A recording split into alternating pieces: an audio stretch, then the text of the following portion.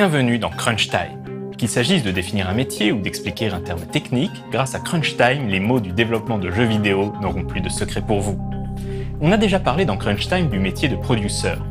Mais un développement est également dirigé par un chef de projet. Les deux métiers sont assez proches, et d'ailleurs dans certaines sociétés, les deux titres sont interchangeables.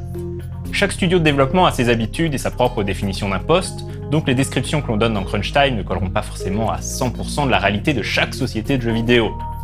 C'est ainsi que d'autres studios de développement considèrent que producer et chef de projet sont bien deux rôles différents, les deux faces d'une même pièce en quelque sorte. Dans ces structures, le producer va en général plutôt gérer l'aspect économique et qualitatif du projet, c'est-à-dire le budget, le QC et ainsi de suite.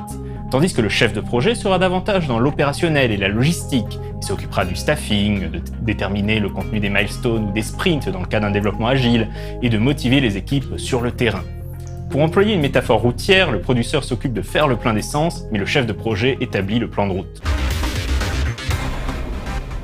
Le chef de projet s'occupe d'organisation, mais pas ou peu de création.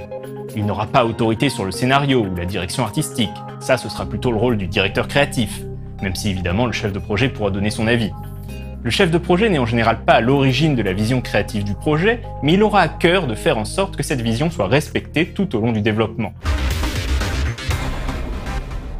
On compare souvent le chef de projet à un capitaine de navire ou à un chef d'orchestre, dans le sens où il doit faire en sorte que tout un tas de corps de métiers différents travaillent ensemble en bonne intelligence et en harmonie.